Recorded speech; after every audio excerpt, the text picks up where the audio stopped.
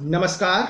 आप देख रहे हैं द रत्नेश टॉक और मैं हूं रत्नेश रंजन। मेरे सभी सामाजिक परिवार के सदस्यों का बहुत बहुत स्वागत है। क्या अब सेकुलर जो जमात है, सेकुलर की राजनीति करने वाले माफी मांगेंगे?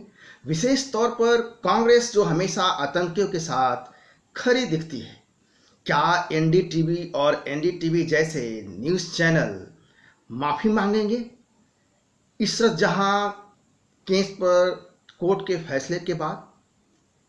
ये ऐसे चैनल हैं जो आतंकियों को महिमा मंडित करने का काम, महिमा मंडित करने में कोई कोर कसर नहीं छोड़ते हैं। क्या रवीश कुमार और बरखा दत्त जैसे पत्रकार, इन लोगों के जो पत्रकारों की जमात है, क्या अब ये माफी मांगेंगे जो हमेशा फेक न्यूज़ को प्रमोट करने में अहम भूमिका निभाते हैं? इसके अलावा क्या नीतीश कुमार की सरकार भी जो बिहार राज्य में है वो माफी मांगेगी, चूंकि उन्होंने इशरत जहां को बिहार की बेटी कह करके पूरा प्रचारित प्रसारित किया था। बाद में अपने बयान से वो पलट भी जाते हैं। कोर्ट के फैसला आने के बाद इशरत जहां के संबंध में ये सभी के सभी जो कुनबा हैं चुप हैं, मुंह पे ताला जरा है। मुस्लिम तुष्टीकरण की राजनीति का जो दांव चला था इन लोगों ने, वह अब किसी काम का नहीं है। इसलिए ये लोग बोलेंगे भी तो क्या बोलेंगे। दूसरी ओर सवाल बीजेपी से भी है, चूंकि बिहार राज्य में जेडीयू के साथ गठबंधन है, नीतीश कुमार के साथ बीजेपी का, तो क्या बीजेपी भी इस मुद्दे पे माफी की मांग करेगी? चूंकि उस समय गिरिराज सिंह जो कि बीजेपी के नेता हैं, उन्होंने भी माफी की मांग की थी। इशरत जहां का समर्थन करने वालों में वामपंथी नेता वृंदा करात से लेकर के महेश भट्ट तक का नाम शामिल है। इन लोगों ने समय समय पर आतंकवादी को निर्दोष बताने का कार्य किया है, कुकृत्य किया है। इसे कार्य नहीं कहेंगे, घृणित कुकृत्य कार्य किया है और पुलिस पर फेक इनकाउंटर का आरोप भी मढ़ा। इतना ही नहीं, आतंकी इशरत जहां को शहीद बताने का काम किया गया, शहीद की दर्जा देने की भी कोशिश की गई। एम्बुलेंस की जो शुरुआत की गई मुंबई में, महाराष्ट्र में वर्ष 2015 में, हालांकि कुछ लोगों के गुस्से के कारण, विरोध के कारण इसे बंद कर दिया गया। तो मैं इस वीडियो में आपको क्या बताने जा रहा हूं? मैं इस वीडियो में आपको मुख्य रूप से बताने जा रहा हूं कि सेकुलरिज्म की आड़ में जो राजनीति की जा रही है, कैसे टेररिस्ट आतंकवादियों को भी उसे महिमा मंडित करके सेकुलर आतंकवादी राजनीति की एक परिपाटी चल पड़ी है, एक परंपरा चल पड़ी है, जिसे समझना आज के संदर्भ में बेहद आवश्यक है। इससे पहले कि मैं फर्दर इसका कुछ विश्लेषण करूं, आपके सामने रखूं, मैं कुछ वेबसाइट की न्यूज़ क्लिप रखना चाहूँगा ताकि आपको लगे कि मैं जो बोल रहा हूं वो वाकई में तथ्यपरक है, प्रामाणिक है, लॉजिकल बात है। आइए मैं आपको कुछ न्यूज़ क्लिप और वो वेबसाइट की क्लिप दिखाता हूं, इसके बाद मैं विश्लेषण रखता हूं।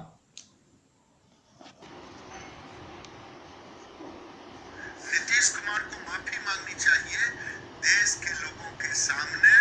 वो आतंकी थी, मुझे मालूम नहीं था, मैंने वोट के लिए उसे बिहार की बेटी कहा था। आज नीतीश कुमार जी को माफी मांगनी चाहिए। नीतीश कुमार जी ने बोला था और इसको बिहार की बेटी बताया था, ये सही बात है और इसको हम आगे बढ़ाएंगे। ये देखिए आप, महेश भट्ट को एक प्रेस कॉन्फ्रेंस में है। इशरत जहां जब इनकाउंटर में मारे गए तो उसकी बहन के साथ प्रेस कॉन्फ्रेंस कर रहे हैं इशरत जहां के समर्थन में।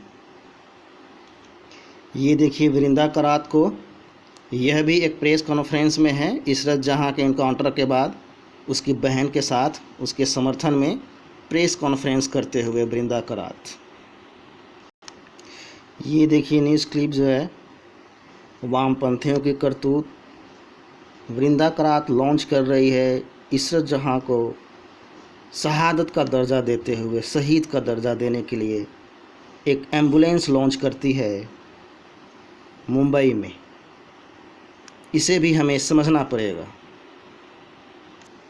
और यह आज तक न्यूज़ के वेबसाइट का एक क्लिप है जिसमें नीतीश कुमार अपने बयान से पलट रहे हैं, जिसमें उन्होंने कहा था कि इशरत जहां बिहार की बेटी है, लेकिन फिर बाद में वो इस बयान से पलट गए। तो देखा आपने वो अलग अलग वीडियो तेज प्रताप का और ये गिरिराज सिंह का। आरजेडी भी इशरत जहां को बिहार की बेटी बता रहे हैं और गिरिराज सिंह जो कि बीजेपी से हैं वह भी माफ़ी की मांग कर रहे थे। तो क्या अब भी बीजेपी अभी भी कायम है उसी बयान पे? तो क्या नीतीश कुमार से माफ़ी की मांग करेगी बीजेपी? यह भी सवाल है। पिछले दिनों 31 मार्च को एक बहुत ही महत्वपूर्ण फैसला आया। इशरत जहां नाम की महिला जिसके रिश्ते लश्कर तैयबा के आतंकी होने का आरोप था और जिसका एनकाउंटर गुजरात की पुलिस करती है, उस एनकाउंटर के बारे में कहा गया कि फेक एनकाउंटर करके निर्दोष लोगों को मारा गया है। इशरत जहां का एनकाउंटर बहुत सुर्खियों में रहा, चर्चा में रहा और बार बार रहा। इसे लेकर के भारत के अंदर जो राजनीति होती रही जिसे कहते हैं सेकुलरिज्म की राजनीति, और यह ऐसा राजनीति है जो पूरे विश्व में अद्वितीय है, जो कि भारत में आपको देखने को मिलता है।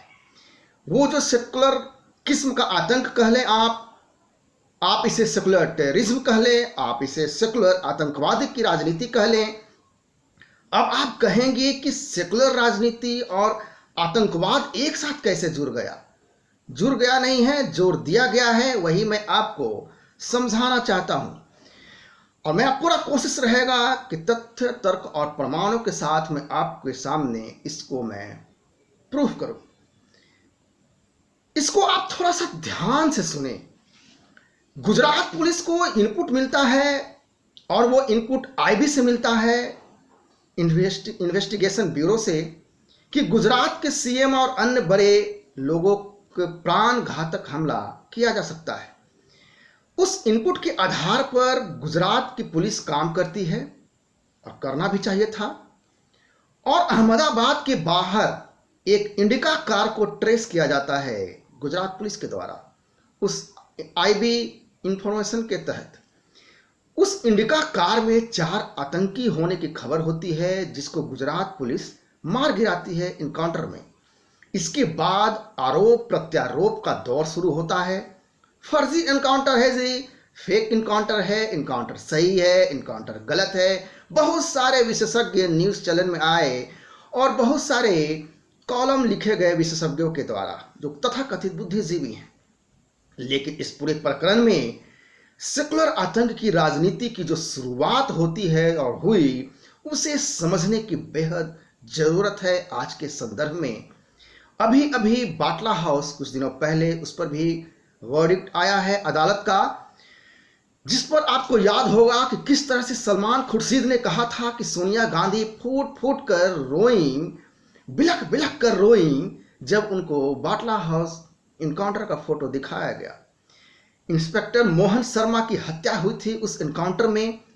कई बड़े नेता दिग्विजय सिंह ने इस तरह से बाटला हाउस एनकाउंटर को पेश किया जैसे कि पुलिस ने फेक एनकाउंटर कर दिया हो।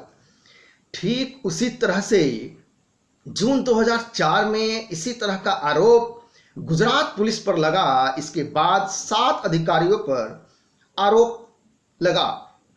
इन लोगों ने इशरत जहां सहित 4 लोगों को मार गिराया, ऐसा आरोप लगाया। और ये जो एनकाउंटर किया गया ये फेक है, ये गलत है, सही नहीं हुआ है, या इस तरह से इसको प्रोजेक्ट किया गया सिर्फ और सिर्फ इसलिए कि गुजरात के तत्कालीन सरकार नरेंद्र मोदी मुख्यमंत्री के तौर पर थे, जो बीजेपी की सरकार थी, गैर कांग्रेसी सरकार थी वहां पर, और गुजरात के गृह मंत्री अमित शाह उस समय के।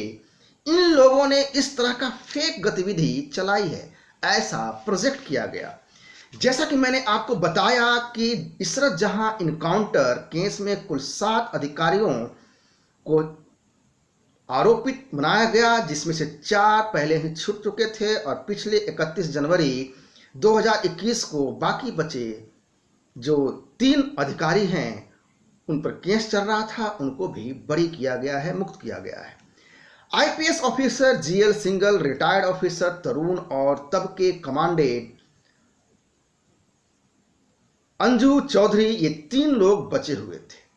अब मैं आपको इसके आगे का विश्लेषण बताने जा रहा हूं, इसे आप ध्यान से सुने, गौर करें, जिसे जानना बेहद महत्वपूर्ण है।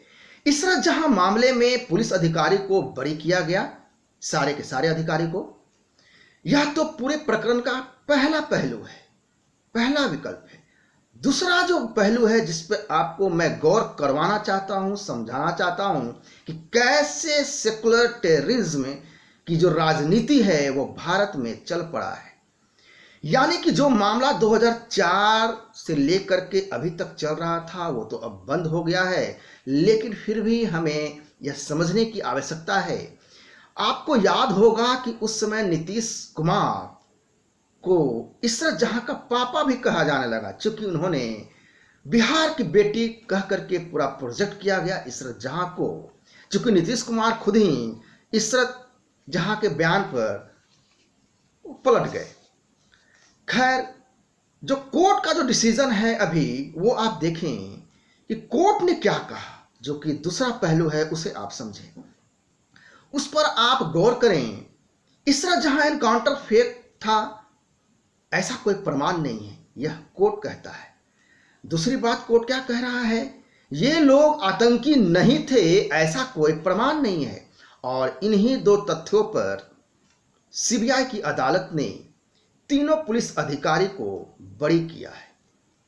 यहां पर सवाल यह भी उठता है और उठाया जाना चाहिए कि ये कौन सा सेकुलरिज्म और टेररिस्ट को सपोर्ट करने वाली राजनीति है, ये कौन सी राजनीति की परंपरा है जिसे आप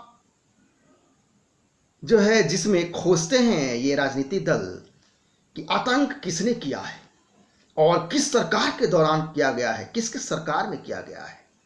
इसी तरह की बात उत्तर प्रदेश के लिए भी कहा जाता रहा है, आदित्यनाथ योगी के लिए, कि 40% एनकाउंटर मुस्लिम की गई है।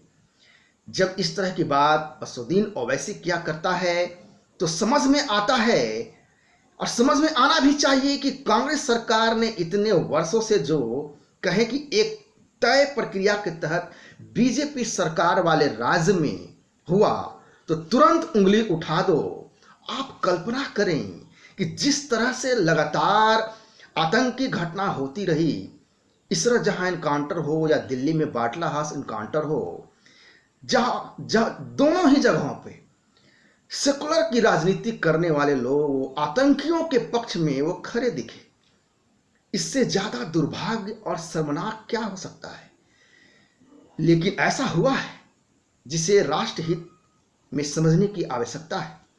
देश की सुरक्षा से जुड़े मसले पर भी सेकुलर राजनीति चरम पर है, इसे समझना होगा।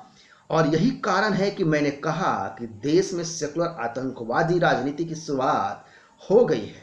इस तरह की विकृत राजनीति निश्चय ही हमारे देश और राष्ट्रीय सुरक्षा को नकारात्मक प्रभाव डालता है, जिससे हम सिर्फ यह कह करके खारिज नहीं कर सकते हैं कि राजनीति से हमारा क्या मतलब है। ये तो राजनीति करने वाले जाने, ये नेतागण जाने, ये राजनेताओं का विषय है। क्योंकि राजनीति आपके देश, आपके समाज को प्रभावित करता है, तो आपके परिवार और आपको स्वयं खुद को प्रभावित किए बिना नहीं रह सकती है। इसलिए ऐसे खबरों पे आप नजर बनाए रखें, तभी आप सही नेता और सही पार्टी का चुनाव कर पाएंगे, तभी आप सही मायने में वोट करके अपनी भागीदारी सकारात्मक रूप से निभा पाएंगे। तो ये था पूरा विश्लेषण। आशा करता हूँ आपको ये विश्लेषण अच्छा लगा होगा। मैं आपको फिर मिलूंगा नेक्स्ट वीडियो में किसी दूसरे मुद्दे के साथ। तब तक के लिए नमस्कार, जय हिंद।